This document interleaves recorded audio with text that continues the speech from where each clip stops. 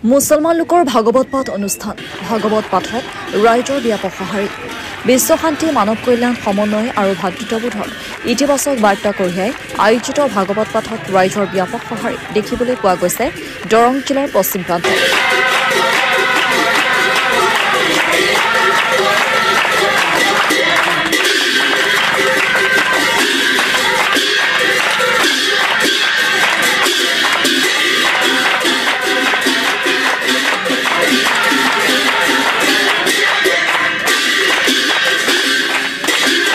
সমন্বয় আৰু সম্প্ৰীতিৰ অনন্য নিদৰ্শন দাঙি ধৰা এগৰাকী মুছলমান ব্যক্তিৰ পদক্ষেপে আজি ব্যাপকভাৱে চৰ্চিত হৈছে দৰং জিলাৰ পশ্চিম প্ৰান্তত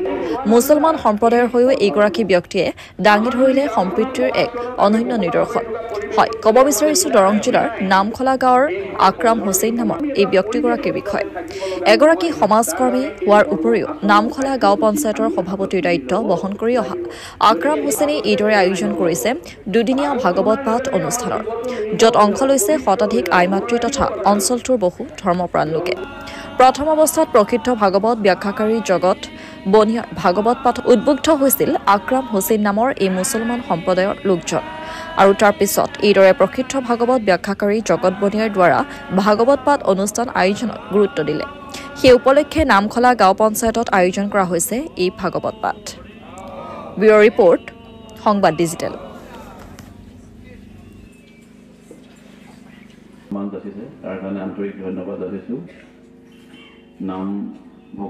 ধন্যবাদ আমাৰ উদ্দেশ্য এটাই বিশ্ব শান্তি যে শান্তি আহিব লাগিলে পৃথিৱীত এটাই উপায় আছে ধৰ্মত থাকিলে শান্তি আহিব বুলি আমাৰ এটা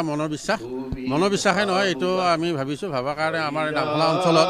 আমি ভাগৱত পাঠখন প্ৰতিষ্ঠা কৰিছোঁ ইয়াতে আমি বিভিন্ন জাতি ধৰ্মৰ মানুহ আছে ইয়াতে আমাৰ যিটো কুসংস্কাৰ বা যিটো পৰম্পৰা ইয়াক লৈ আমাৰ মানুহে যিটো বিশ্বাস কৰে সেই বিশ্বাসটো ভাগৱতে নাইকিয়া কৰিব বুলি ভাবি আমি এটা ধাৰণা কৰিছোঁ যি আমাৰ মানুহৰ ভাতৃত্ববোধটো আমাৰ মজবুত হ'ব এই উদ্দেশ্য লৈ আমি এই ভাগৱতৰ আয়োজন আমি কৰা হৈছোঁ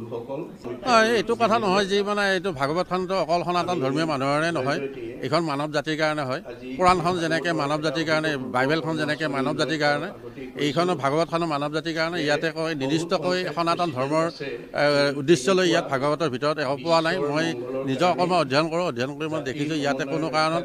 অকল সনাতন ধৰ্মী মানুহৰ কাৰণে ইয়াত মানে উদ্দেশ্য লৈ মই ভাগৱতত দেখা নাই সেইকাৰণে মই ভাবিছোঁ যে অল মানৱ জাতিৰ কাৰণে এইখন যিহেতু সেইকাৰণেই মই ইছলাম ধৰ্মীয় মানুহ হ'লেও মই এইখন ধৰ্মগ্ৰন্থ শ্ৰদ্ধা কৰোঁ ভক্তি কৰোঁ আৰু ইয়াৰ পৰাই পৃথিৱীত শান্তি আহিব বুলি মোৰ এটা আত্মবিশ্বাস আছে নামখলা গাঁও পঞ্চায়তৰ উদ্যোগত অনুষ্ঠিত হোৱা এই যি ভাগৱত পাঠ আৰু ব্যাখ্যা অনুষ্ঠানত আমাৰ শ্ৰদ্ধাৰ জগত বনিয়াদেৱক আনি আমাক যি এটা ৰাইজৰ মাজত সুন্দৰ পৰিৱেশ গঢ়াই দিলে যিয়ে ভাগৱতৰ ৰস মৌপান কৰিবলৈ সুবিধাকণ দিলে তাৰ কাৰণে আমি পোনপ্ৰথমেই আমাৰ সভাপতিগৰাকীক ধন্যবাদ জ্ঞাপন কৰিছোঁ লগতে আমি ধন্যবাদ জ্ঞাপন কৰিছোঁ আমাৰ সংবাদ বন্ধুসকলক কিন্তু আজি আমাৰ এই অঞ্চলৰ যথেষ্ট ৰাইজে আহি এই ভাগৱত পাঠৰ ৰস পান কৰিবলৈ আহিছে সেয়া আমি শ্ৰদ্ধাৰ কাৰণে সকলোকে ধন্যবাদ জনাব বিচাৰিছোঁ ইয়াত অংশগ্ৰহণ কৰি আমাৰ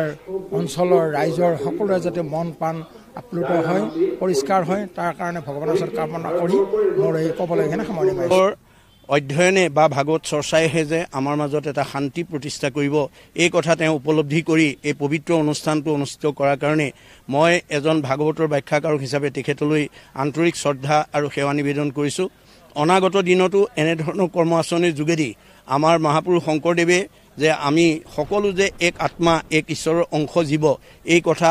মানে সমন্বয় বাৰ্তা মহাপুৰুষে দি থৈ গৈছে আৰু সেই সমন্বয় বাৰ্তাটো যাতে আমাৰ সমাজত প্ৰচাৰ প্ৰসাৰ কৰিবৰ কাৰণে তেৰাই যি এই কৰ্ম আঁচনি লৈছে এই আঁচনি আমাৰ সকলোৰে মোৰেই নহয় সকলোৰে নিশ্চয় প্ৰশংসনীয় আৰু আদৰণীয় গতিকে সেইফালৰ পৰা মই তেখেতক মই আন্তৰিক শ্ৰদ্ধা আৰু সেৱা নিবেদন কৰিছোঁ গুৰুজনাৰ এই আদৰ্শৰে যাতে আমি সকলো এনেধৰণৰ পঞ্চায়তবিলাকত যদি আমি এনেকুৱা ধৰণৰ কৰ্ম আঁচনি ল'ব পাৰোঁ সমন্বয় বাৰ্তা যদি আমি প্ৰেৰণ কৰিব পাৰোঁ নিশ্চয় আমি ইয়াতেই মহামিলেৰে সকলোৱে বসবাস কৰি থাকিব পাৰিম এই কথা মই অনুভৱ কৰিছোঁ ব্যক্তিত্বটোত মই শ্ৰদ্ধা জনাইছোঁ কাৰণ তেখেত এজন মুছলিম সম্প্ৰদায়ৰ মানুহ হৈ গুৰুজনাৰ